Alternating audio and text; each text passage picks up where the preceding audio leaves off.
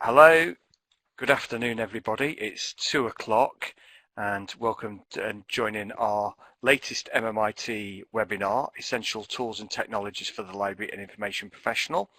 And my name is Andy Tattersall. I'm the chair of this particular webinar right now, and I'm pleased to say that we've broken a previous record for the number of attendees. It's going up at the moment at 146. The previous number of attendees was 133. That was our record for a webinar, so well done everybody. You're all record breakers. If you're having any kind of issues hearing, etc., there is some settings that you can follow, which I've put into that chat box there. So if you've got any problems hearing the sound or running this particular webinar, then you can run through those settings. So for this latest webinar, I'm joined by three technology experts from a library information background. Firstly, in the top corner, left corner, we've got Christina Harbour, who is going to, I think, be speaking first. Then we have Claire Beecroft in the top right hand corner, and I'll allow those to say a little bit more about themselves at the start of their session. And then we've got Burton, who's in the top left, so you can follow any of those people on Twitter.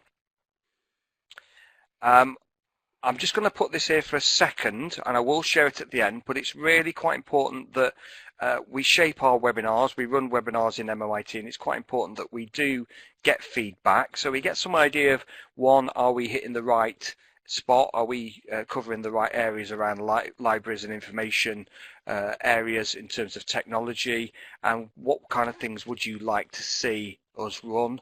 And give us some feedback, as well as whether you would like to be involved more in MmIT. The hashtag for the event, if you're using Twitter, is down there in the bottom left hand corner, AskMmIT19. So please feel free to tweet and share what's going to be talked about in this session. And like I say, that is the URL for feedback, which is a very short feedback. It'll take you 3-4 minutes to complete at the end. We really would appreciate that, and I will share that slide again at the end. So I just want to briefly talk, before we go into our technologies, about MmIT for those who are not aware.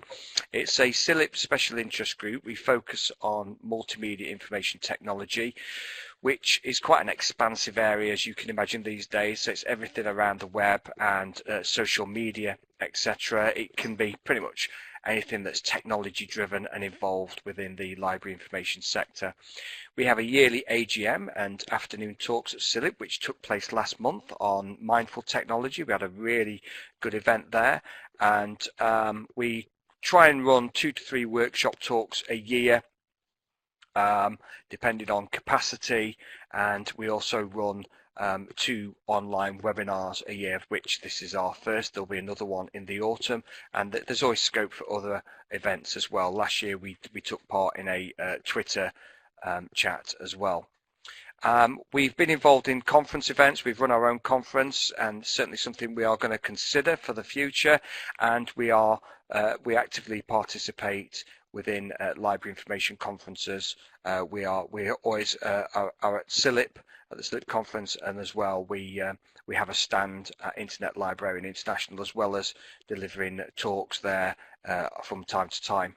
You can follow us on Twitter on Multimedia IT, and we have a regular blog which generates a regular amount of blog posts on the address that you can see there. If you just do a search for MmIT blog, you'll find us, and we've also got a Cilip presence, which I'm sure you can just find by Googling through Cilip. We've got a face-to-face event penciled in for June, taking place in London. Details are to be confirmed, but if you follow us on Twitter or on MmIT blog, then these will become more fleshed out. But this looks a really interesting event that we're going to be hosting, exploring information literacy pedagogies through sonic objects. So keep an eye open for that. I think there's going to be a really engaging and interesting event that's going to be taking place later this year in a few months' time. So say if you just follow those details, you will find out more. I'm just going to give you a quick one app. It's one that I mentioned last year, actually. It's just a very quick one, because we're going to cover 6 or 7 technologies over the course of the next 45 minutes or so. And the problem is quite often you've taken some time out to find out about these technologies, and then you go back and you have to get on with work, and there's distractions out there and such like. And Forest is a great tool for cutting out distractions. So if you want to put an hour aside later on this week or next week to have a look properly at some of the tools that we're going to cover, and you want to block out your email and block out social media, etc., block out Twitter, then this tool works really well. And you can put in a time setting. It grows a little plant, a seedling, up to a full tree, and it will block out the tools that you tell it to block out. And if you try and actually stop it from blocking it out, it'll ask you whether you want to kill the tree, and you never want to kill the little sapling. So it works quite well, and you can have it on mobile devices as well. So I think it's a really good tool, and I think it's one good for blocking out time. We use it as part of writing retreats as a way to get people to focus on getting tasks done, and it's free. You can pay for upgrades. And actually kind of the money from that goes towards a charity that actually plants trees. So it's a very ethical technology tool as well. So I thought I'd throw that one in good and early just to start. So I'm going to hand over now to Christina. Are you there, Christina? I am. Can you hear me? Yes. So you're going to now talk about your technologies. And we'll have time. I'm just going to say we'll have time for questions throughout. I'll try and monitor what's going on in the chat, and what we'll do is we'll try and really, depending on time, we'll try and probably deal with a lot of the questions more at the end, so we can try and stick a bit to time. So, but we may have time in between as well, seeing how we go. So over to you, Christina, to tell us about yourself and the technologies you've chosen. Great, thanks, Andy. Hi everyone, as Andy said, my name is Christina Harbour. I'm a subject librarian, and I am also a project manager over at Anglia Ruskin University. I'm based in Chelmsford, but we also have a very large campus in Cambridge as well, so some of you may have come across that over there. Until recently, I also chaired our e-development group within the library here.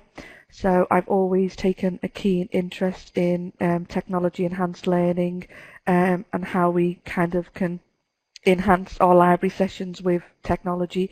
So 2 of the tools I'm going to use today, or tell you about today, are 2 that we've used quite extensively here. So if you have any questions afterwards, I'm quite happy to try and answer them if I can.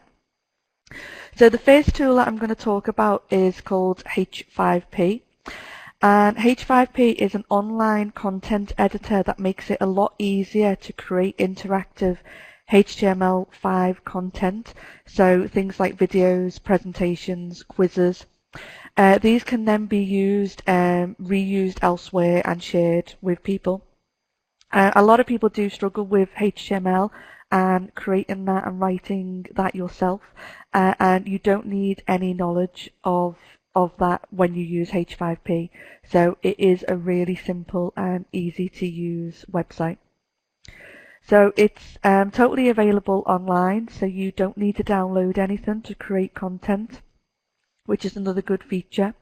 However, there is an option to get a plugin for the VLE Moodle, WordPress and Drupal, so that you can create content directly in those sites. So if you do use Moodle and WordPress quite a lot, it is quite a nice little plugin that you can use. Accounts are freely available at h5p.org, and all content is created in HTML5, so it does mean that it should play on all devices, which makes it a really good tool for modern learning. So I'm just going to move to the next slide. So in terms of what you can use it for, it's great for anything to do with teaching and learning materials or online guidance documents. These can then be embedded into all VLEs, LMSs, online guides, blogs and websites.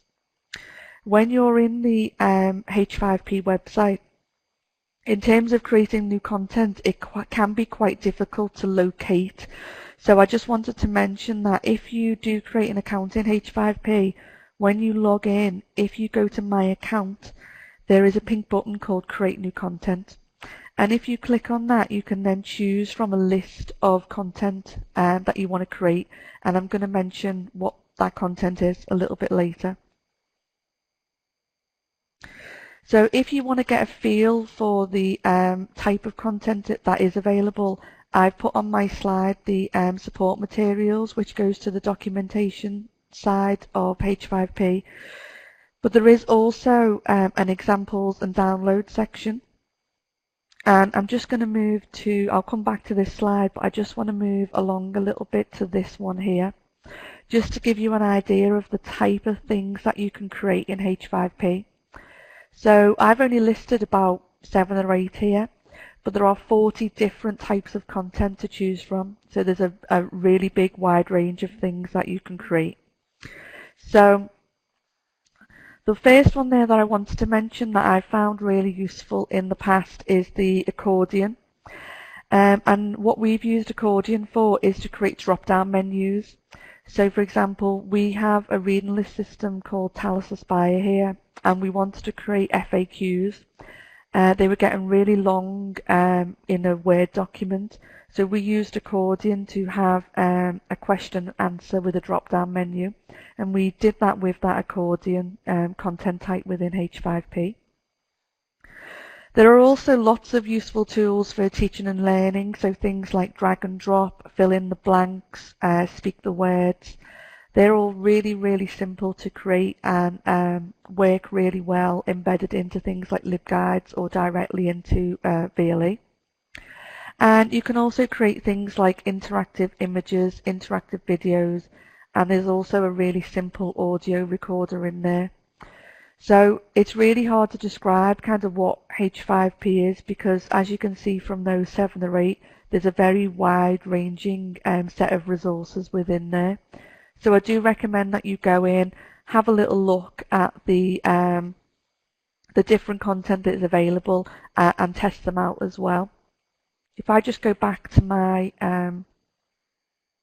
other slide, I have actually written there under the case studies, there's a website, it's an American university, and within that they've actually tested most of the content within H5P and then given examples. So if you are unsure about what a particular content does, that's a really good website to go in and have a little look just to see what you can actually create. So just a few other things. I just wanted to mention it is pretty easy to create content for most of the things within H5P. There are a few that are a little bit more challenging, but when you're trying to create that content, there are tutorials. So do bear that in mind if you're struggling with any of the more challenging HTML aspects. And once you've created or finished designing and creating the content, you can share it in various ways.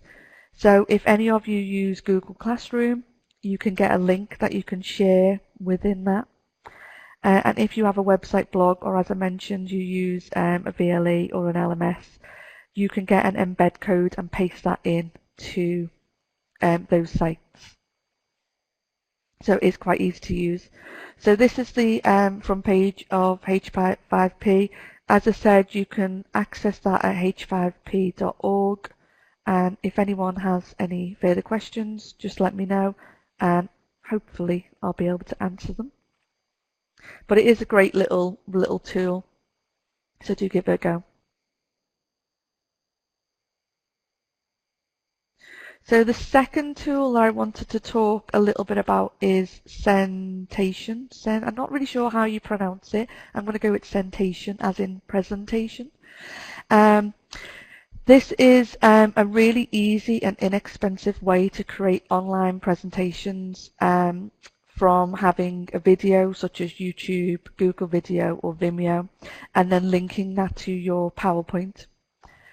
You don't need any technical knowledge at all, so the system does it all for you, which is really great. It is fully available online, and there are free accounts available. There are some premium accounts for business and education users that will give you more customization. So there's no adverts, and you can remove branding, and you can upload your own videos without having to use things like YouTube where you've already uploaded your video.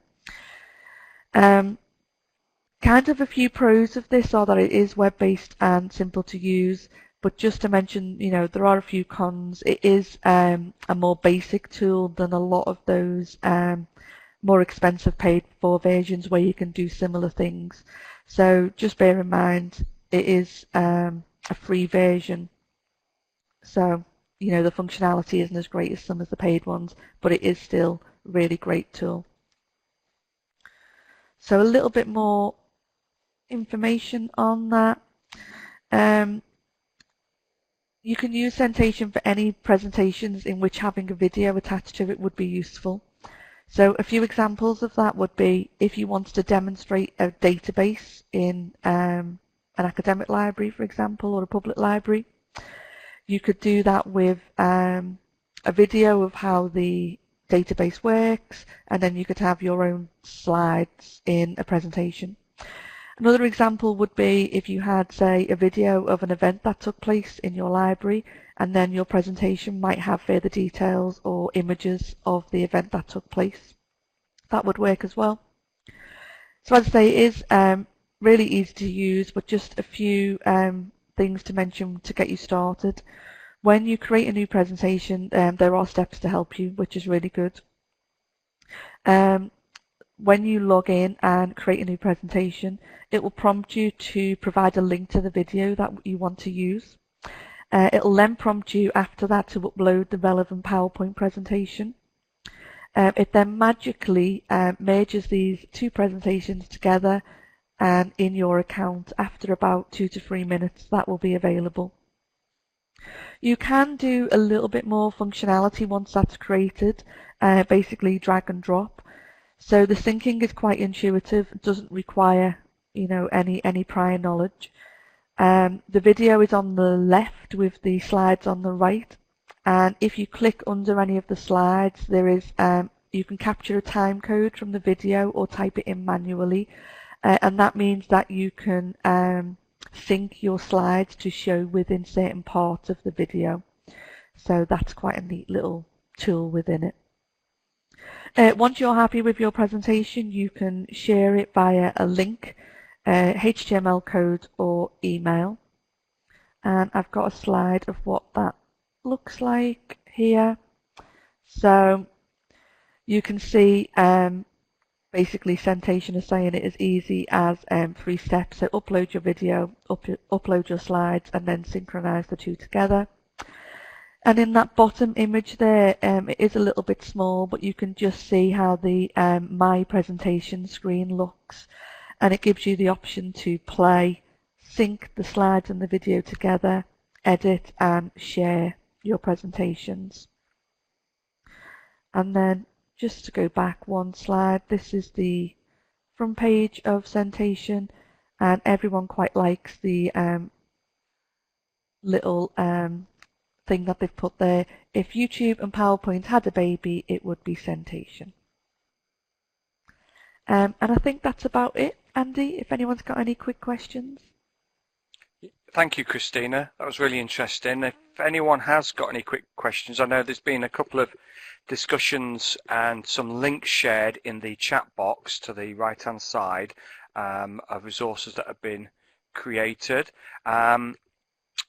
Angela just asked, is the sound crackling for everyone else? It's working fine for me. I can't hear any sound crackles. So it might be worth just going through the actual test. I'll share that test link again in a moment. And Ali's just asked, will the slides be made available afterwards? Yes, I will post them onto the MmIT SlideShare page. And again, I will share that link onto this particular box, but it will be shared through our social media again after.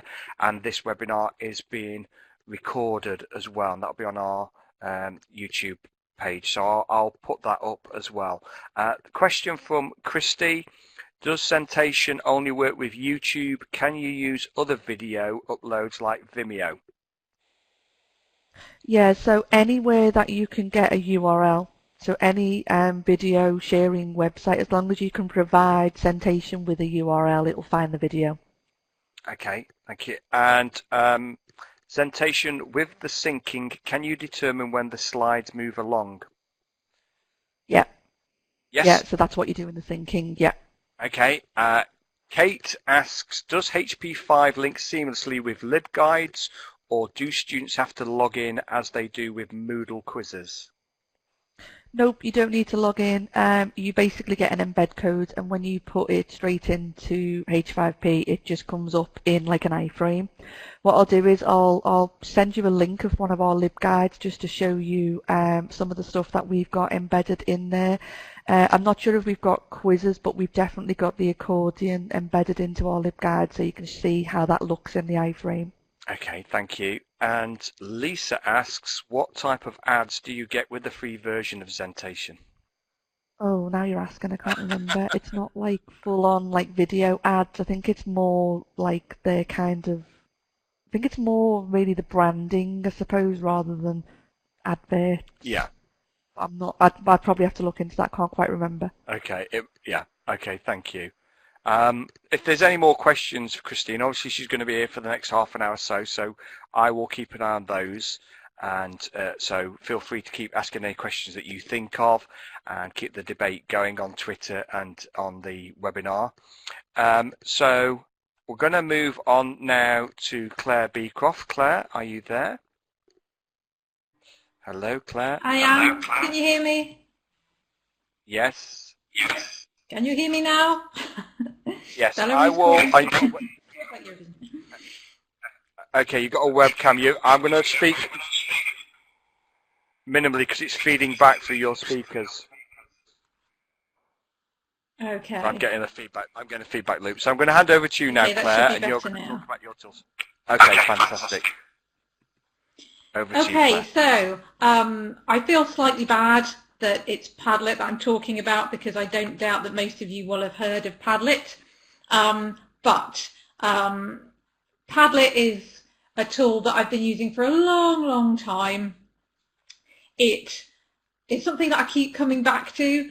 There's quite a lot of other tools that do a similar thing to Padlet, but there's nothing quite like it, if you see what I mean. And time again, I find myself coming back to Padlet as opposed to other things because it just seems to work. So Padlet is effectively a tool, for those of you that haven't seen it before. It used to be called Wall-Wisher quite a long time ago now. It changed its name to Padlet a while back in one of those kind of leverage buyout type things that seems to happen with apps and stuff. But it's been called Padlet for a long time. And it enables you to create effectively a kind of an online pinboard. So you create this page, it has a URL that you can give to people, and you can make quite a short little URL. So it's quite easy for people to sort of quickly hammer into their devices if you're doing something live. And then people can post things to it, literally like they're pinning something to a notice board, and you see all these things that they're posting appearing. So people can post an image, they can just add like a note, typing in some text, links to online content, websites, YouTube videos or whatever, and you can even upload, even with a free account, files up to a limit, a size limit with a free account. So you can upload some kinds of content to it as well. So it's quite a versatile tool. You can use it for quite a lot of different things. This is one that I have used in a teaching context with Andy. We asked the students to post some information about the sort of risks and benefits of using social media for healthcare professionals. So each person, each of these things is a different post. They can click anywhere. I chose a corkboard background for this Padlet, but they can click, type in a bit of information about the thing that they're sharing, and then post it. And you can see it says comment from Claire on that one. If we scroll down, you see others. Where me and Andy were able to go in and give them some feedback, sort of say thanks for sharing this, and give our views and opinions on it. They're very sort of customizable. You can present them however you want to, and they're just really easy to use, and they feel very friendly. Some tools do have quite sort of sterile kind of interfaces, if you see what I mean. I like things like Mentimeter, but they have that slightly bland corporate look about them. And in some contexts, Mentimeter would be a great thing to use. But I think Padlet is just, it's very friendly and nice, and people seem to want to use it. I've been to quite a lot of events where they'll set up a Padlet and say, just any time during this session, you know, if you've got ideas or thoughts or things you want us to talk about later, whack them on the Padlet. And it does seem to be that people are just drawn to Padlets. They like them, you know what I mean? They're more likely to use these than perhaps other things, particularly if you sort of set it up so it looks nice and it looks friendly. So that's sort of an example of a Padlet. As I've said, you have lots of control over how your Padlet looks, so you can choose from loads of different backgrounds. You can give your Padlet a title, not surprisingly, and a bit of text explaining how you want people to use it. You can add a little thumbnail image if you want to. So it's quite customizable. You've got lots of different fonts and stuff like that obviously you can use to adapt it. But you also have quite a lot of control over how people use it. So if you want to make it quite closed, you can. So you can literally just invite people to it on an individual basis, or you can set it up so anybody that's got the link will be able to post to it, or you can make it completely open. You can add tags to make the Padlet easier to find if you want to make it available on the open web. You can enable or disable comments, so if you want people using the Padlet wall to be able to comment on other people's posts, they can, or you can stop that if you want to.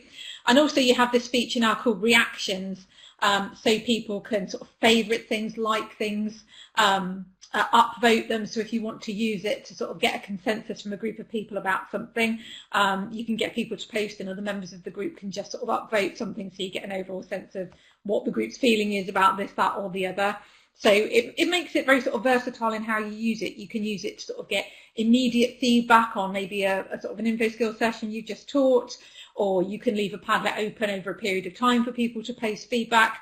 I use it in teaching a lot to get people to share content, because as well as individually getting them to do a little bit of work and share something, everybody who contributes benefits from looking at everybody else's posts. So you can use it as a kind of curation kind of tool, if you see what I mean as well.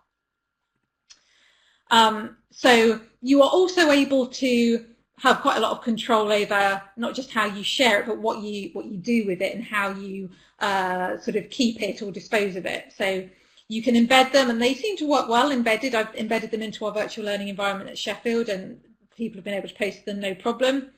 You can export them in various formats. You can print out a Padlet wall. If you want to reuse one from one year to the next, or from one session to the next, you can quickly clear off all the posts ready to start again and present it as an empty wall to new people. You can remake it, so that's effectively making a copy of it. So if you want to sort of keep each year's or each session's version but have a clean version of the same thing, then you can use the remake option. So it's quite versatile in how you can like I say, reuse it, print it out, save it, store it, and embed it in different places as well. And it just feels quite easy and intuitive to use, generally speaking. So I know lots of you will have probably heard of it before, but if it's one of those things you think, oh, I used that 2 or 3 years ago, maybe it's something to come back to, because I come back to it again and again and again. It gets used quite a lot across the university. This is a Padlet that was set up by our online teaching community in Sheffield to get a load of ideas about topics that we'd have future sessions on. So this was one where it was just kind of flat posting. You didn't comment on them or anything like that. But they just work. They're really nice, neat little sort of disposable things. The second thing I wanted to talk about was a couple of apps. They're not the same app because they don't exist on both the app stores, but on iOS there's an app called Artifact, and on Android there's one called Deep Art Effects. They're incredibly similar. They're not the same, but they're really similar. And there's lots of tools out there that are photo editing, photo enhancement apps. But I quite like these two because they take an image, a photo that you've taken, and then you can impose kind of artistic styles onto them, so an impressionistic style or Dali-esque or Warhol-esque or whatever. So this is more of a fun thing. I think Padlet's quite fun. But it's really, really helpful if you need a photo or an image for something. And sometimes, obviously, there's lots of places you can go to find copyright-free images. I'm going to mention something about that in a moment. But sometimes it's nice just to use your own stuff. And sometimes you can get what you want quicker by just taking a photo yourself and jazzing it up, rather than going into, you know, Wikimedia Commons or CC Search or whatever, and sometimes falling down a bit of a rabbit hole in terms of trying to find the best kind of image to illustrate the concept of photocopying or whatever it might be. There's been times when I've sort of spent ages looking for something, not found anything that was quite right, and then just thought, just take your phone into the library, take some of your own pictures, and then smarten them up a bit. And in no time at all, I was done, and I was happy with what I'd taken myself than if I just spent a lot of time trawling through various resources trying to find an image that I then have to write an attribution for, because you don't always want attribution sort of cluttering up content that you're creating as well. So these are both free apps, but both of them have paid for content and the option to pay to remove a watermark.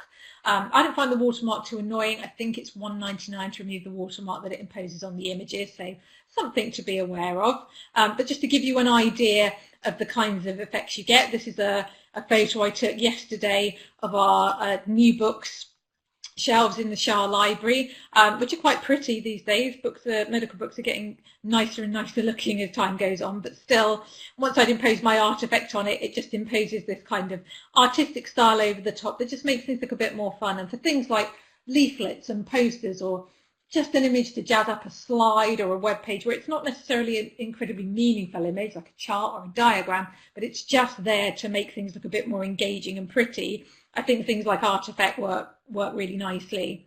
Photocopying, really hard to find a jolly image to sum up the concept of we offer photocopying facilities. That's one of our two lovely photocopiers in the Shah Library. Couldn't really pick between them because one's as grey and plasticky as the other. But there's a kind of comic book style photo effect that makes things look more like a sketched image. So I'd rather use that than the bland photo. And last of all, Frank, our library skeleton. I feel bad imposing an effect on him because he is great as he is. At some times of year, no additional filters required on Frank because he gets dressed up for Halloween and Christmas and what have you. But at this time of year, there's not much going on. So I imposed, I think this was the Andy Warhol effect. I can't remember on this one. But obviously you can see a radical transformation, making Frank look a bit more interesting. So, like I say, there's a million different photo manipulation apps out there, but I find art effects, there's quite a lot of choice, but you're not overwhelmed with it. There's not lots of adjustments within it. Lots of photo editing apps that will sort of apply this effect and then say, do you want to alter with the brightness, or do you want to alter the contrast, or shift the color tones? And again, you can fall down a bit of a rabbit hole just wasting time trying to polish things a bit too much. With these kinds of apps, it's more just you take your photo, choose from sort of 20 or so effects, export it, and off you go. So it sort of discourages time wasting in a way, I think. So those are the two apps that I wanted to tell you about. I think I've got a couple more minutes. What I did want to also mention was, for those of you that sort of sometimes do have to go and find content out there on the open web, images that you can freely reuse, something that I'm using a lot more at the moment is the beta search version of CC Search. If you go to the standard CC Creative Commons search homepage, it will give you the option to have a look at the beta version, and the beta search, it takes you to a very different looking CC Search home screen, and it just makes it easier to do the attribution basically. I know people will certainly, we find sort of staff at Shah get very nervous about using images, and even when they find one that they're allowed to use, they get a bit concerned about getting the attribution right. And on the new CC Search beta page, you can just copy and paste the attribution. It creates it for you, and it will give you, it gives you two buttons. You have the option of just taking some text that you might paste onto a slide, but also it will create an HTML attribution for you as well with active hyperlinks in it, so you can swipe some HTML code, paste it into your web page, and everything just sort of works very nicely and very sort of fluidly and everything. So it makes it really easy to do the attribution and to know that you've gotten it right and you've done the attribution correctly with no sort of missing information or broken links or anything like that. So if you go to CC Search's traditional homepage, if you just Google CC Search, you'll find it will be the first result. Across the top of the screen, there'll be the option to try the new CC Search beta. I will type into the chat box the URL. It's ccsearch.creativecommons.org. If you go there and have a play around, it's just really nice. It's been there for a while now, this beta version, but I just keep seeing people who don't know about it or haven't bothered to click on the link.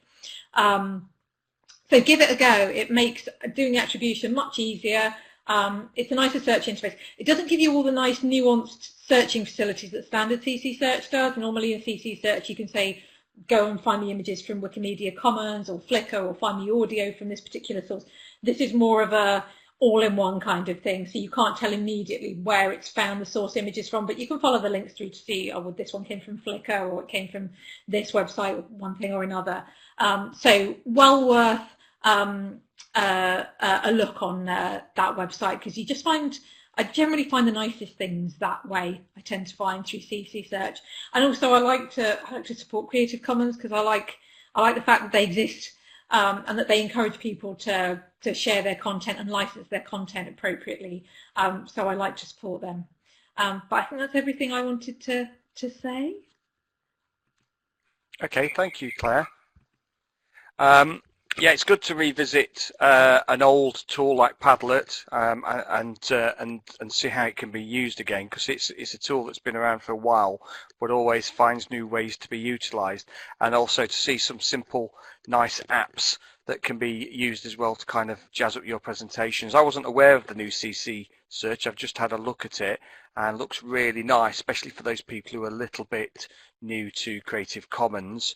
And as Claire says, I think it's important to sometimes check exactly the source of the images, because Google Creative Commons is included in that package, and I'm always a little bit dubious as to how good it is at actually finding the actual content, given how Google Scholar is good, but it's not 100%. So I think it's a useful tool to look at. So I think everyone will be having a look at that. There is just a couple of comments. Just want to mention, Carol said that Pixabay and Pexels are very good for photographs, no attribution required. And someone was asking about adding images to Padlet. And Christina in the chat, if you scroll further up on the chat from today, you can see that Christina has added a link, a website that will explain the kind of the features and how to do that. Just quickly going down. Yes, Claire says CC Search does urge you to double check the license on images. So I think it's quite important to do that. So as Claire identified. So we're going to go over to our last speaker of today, Luke Burton. Luke, are you there with us? Hopefully he's primed and ready. Hello, Luke. Hi, Andy, I'm here. Okay, it's Hi, over Andy. to you to talk. Okay, over to you. Thanks, Andy. Hi, as Andy said, my name's Luke Burton. I'm the Digital Development Manager for Newcastle City Libraries in Newcastle upon Tyne. I've been here for about 10 years, and I've been involved in various digital projects while I've been here. And I just wanted to talk to you about a couple of resources, one of which is more of a way of doing things, and the other one is something that we've been looking at around public libraries and their value in citizens protecting their privacy.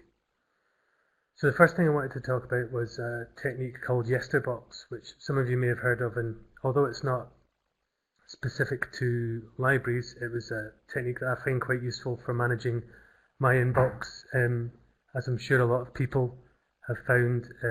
There's increasingly, at the time, you've got to do things and trying to manage a flurry of emails, and so create an easy way of doing that. I discovered this technique that was created by a CEO, and it was about getting your inbox to sort of inbox zero each day. So it kind of becomes a way of managing your emails, whereby your previous day's emails become your to-do list for the next day. There's a couple of websites down on the How Do I Get It, which show you how to carry out the sort of technique. The original CEO who set up his idea, there's problems with accessing his website, his original content on it, but these two links show you how to do it. But effectively, your emails for the previous day become your to-do list. You action the ones you can that take less than 10 minutes. Those that are less than 10 minutes, you put in a separate mailbox, and you manage those as a set of discrete tasks. Under How Do I Get It, in the HubSpot, the first link there, it takes you through a step-by-step guide, and it also shows you how you can do it on Google Chrome. Gmail. It shows you the ways to search, but there is also a Google Chrome plugin. But the idea is that basically, rather than you coming into a set of emails, you set out a section of time each day at the start of the day to handle your emails. Once they're done, you're at inbox zero, as they call it, and the rest of your day you can get on with tasks and jobs. I've found it quite useful in terms of managing what I'm supposed to do, but you can also do things like dip into that day's emails, because as you know, we all get ones that are urgent and require sort of handling there and then. But I just thought it was a really useful technique, because you come into work and you're almost firefighting those emails through it. So whereby this way, you're weeding out the ones that are essential, that need answering imminently. But what you're also doing is you're creating your to-do list almost for the next day. It doesn't always work, and annual leave gets in the way and other things, but I just thought it was a really interesting way of trying to manage that sort of influx of emails that we all get on a regular basis. And it does take a bit of effort and a bit of discipline. It takes a bit of getting used to. And I know it doesn't necessarily work for everyone, especially if you're not at your desk regularly. But I just thought it was a bit of an interesting one to point out as a different way of doing things. So I would recommend having a look at the two links at the bottom. Like I say, the initial WordPress site, there's some issues with it, and I didn't seem to be able to access them. But these two links give you a good starting point. And like I say, there is the Chrome plugin that allows you to work with that if you use that as your web browser. The other thing I wanted to briefly mention as well was the data detox. I'm lucky enough here to have worked with a colleague called Odd Sharion, who's done a lot of work around privacy.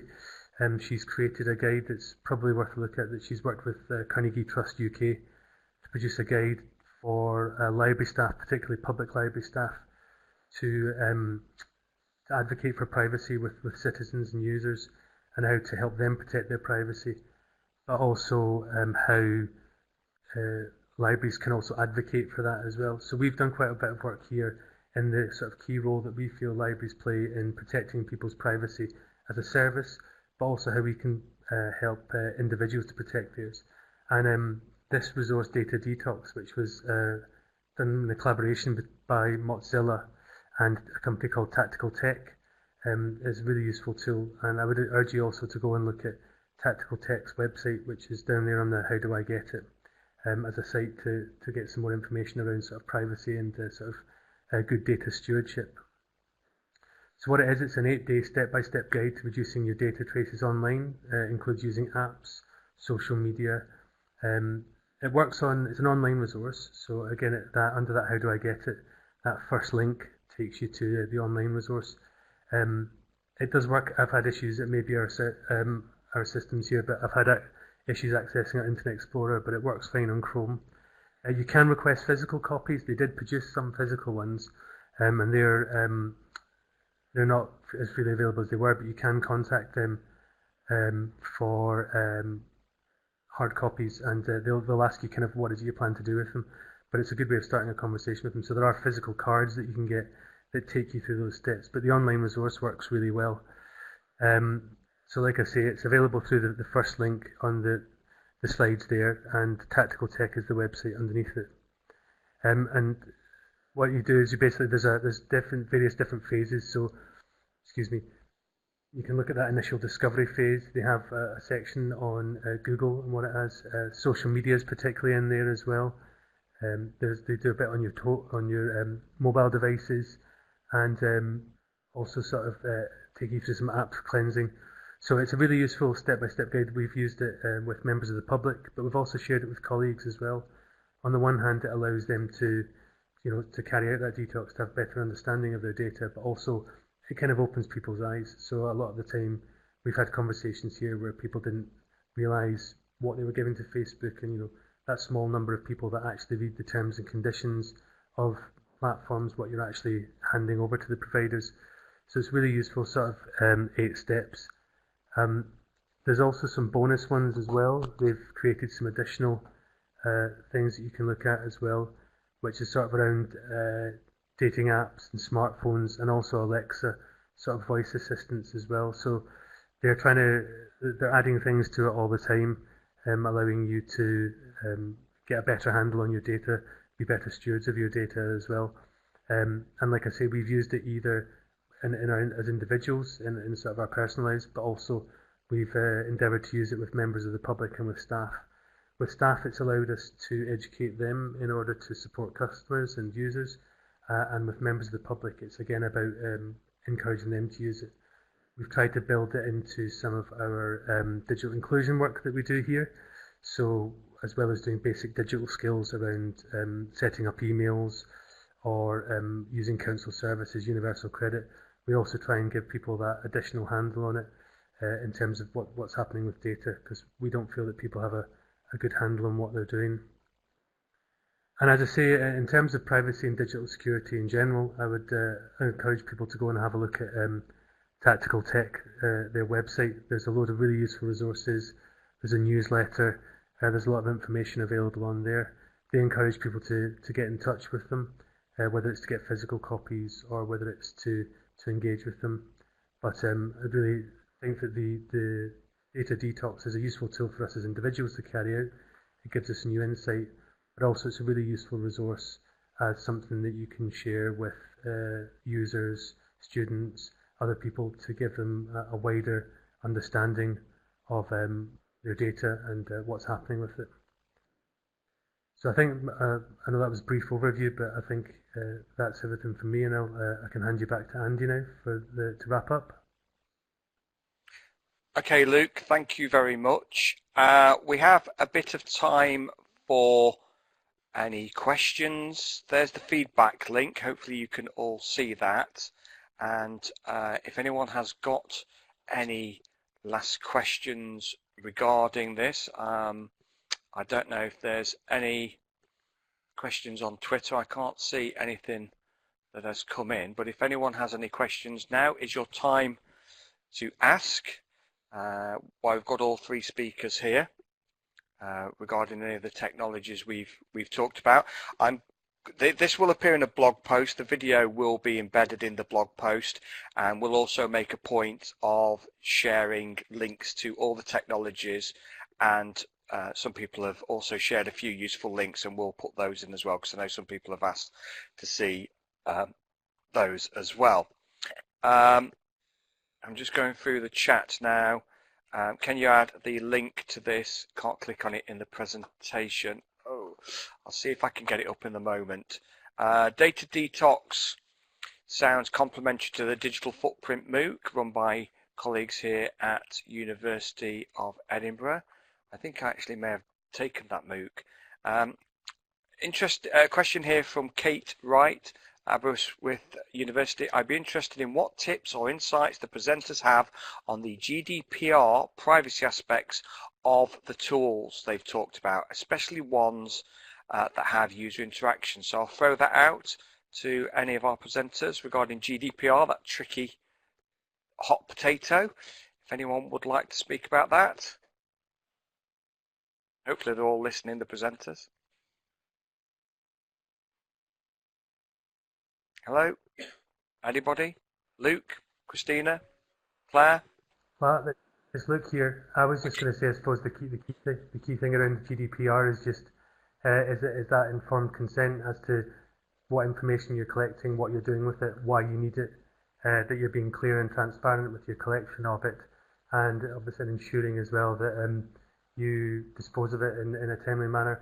I suppose GDPR has been on a lot of people's radars, but I suppose the key part for me about it has been the transparency and collection of it and what your plan is to do it. So if you haven't got that informed consent, or if you haven't collected that information at the start, then it'd be a lot more cautious, but certainly being transparent is the key thing to do.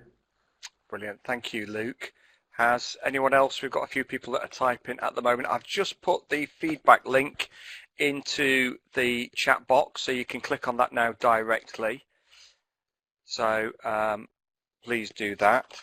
And okay, yeah, people just saying happy. They're happy with that. Any other questions or any final comments from any of our presenters? Karen, do you think Padlet will work well in a LibGuide? So I shall throw that out to Claire and to Christina, because I know they both know Padlet. Hello. Hello, Claire. I think I need to know what a libguide is.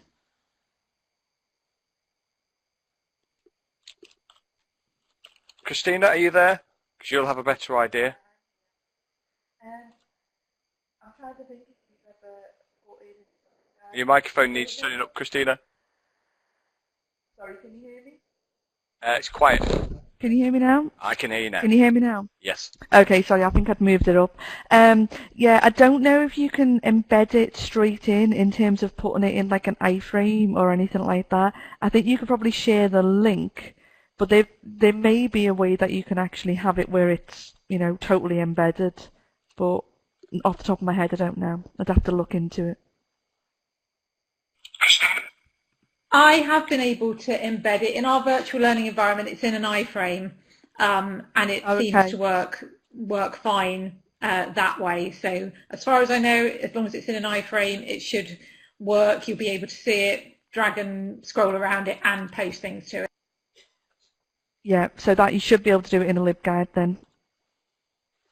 Okay, very good. And just going through, I've just posted on Twitter as well, because the feedback link to the form is blocked here, Heather. So hopefully you can get it elsewhere, because it would be good to get feedback from you. I've also tweeted the feedback form as well. So if you do get 2-3 minutes to leave feedback, that'd be great.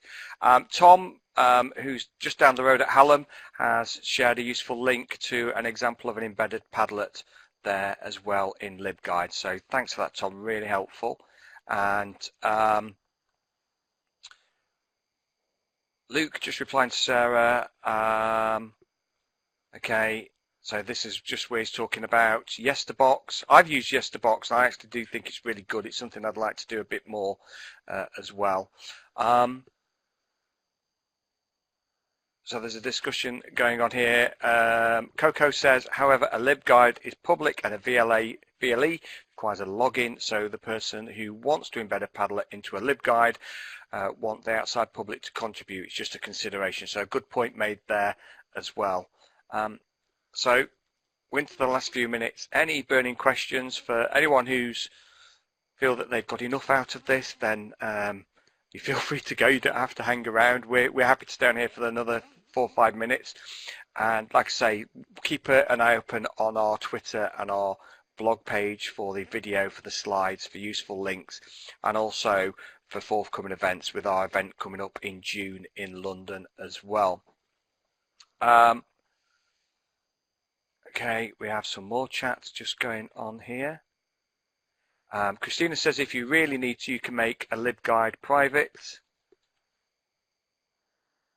And WB says, I've used a tool in the past to manage the inbox, active inbox, and it did help creating a discipline, which I think is something that we all need a bit more of. Claire says, you could set up moderation on the Padlet so you had control over the posts. Amy's asked, any events up north? We have had events up north. We had one in Newcastle and also Huddersfield, but certainly it's something we would be very considering, and feel free to drop us a line, MmIT, if you've got an idea of a possible event, and even better, if you could host it, then we're always keen to collaborate and work with people as well. Okay, a lot of chat. I think a lot of people just saying thank you. I'm just trying to keep track of if there's any questions.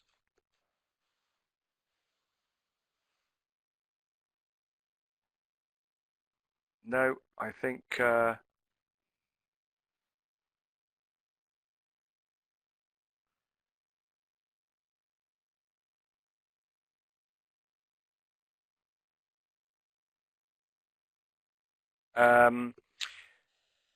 do you ever do smaller groups just for our uni? Karen, I don't understand that question. So I'm not entirely sure whether you mean this is, do we actually run webinars or events? But again, drop us a line either via Twitter, or you can contact myself, Andy Tattersall, or there's our chair who's been tweeting today, Alison McNabb. I've not mentioned Alison, but Alison has been tweeting furiously as part of this, so you can contact Alison McNabb, who's based at the University of Huddersfield, or you can leave some feedback on our feedback form as well. Do you mean a webinar for a few folk? We try and maximise what we do as part of the commitment for MmIT and for Cilip, is that we try and reach as many people as we can. But again, this is open to discussion for particular things possibly, but I would suggest, Karen, that you contact Alison McNabb at Huddersfield. I think that's it. Just thank you very much. M25 Learning Technology Group has an event on educational tech on March the 26th, and they currently call for speakers. So there's an event put out there by Coco. Thank you, Coco. There's a Google Docs form there, and there's a call for speakers. I've spoken at an M25 consortium group, libraries group in the past, which I really enjoyed, and say that there's a call there for anyone who may be interested. So I think we're pretty much coming up to 3 o'clock, and say we'll share all the resources. I'm just wittering on now into the ether. So I think we're about at the end. So I just want to thank all of our speakers for their time today, and there is a little symbol kind of applause, if you want to give an applause, on the toolbar where there's the little hand.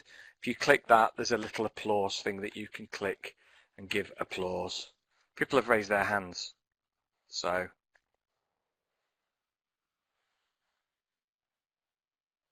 And Karen is already using Padlet as she speaks. Well done. Impact already. And there's the applause. Thank you, everybody. I'm going to end this webinar now, and the conversation can continue on Twitter and over email if anyone wants to speak to us. Thank you very much. Goodbye.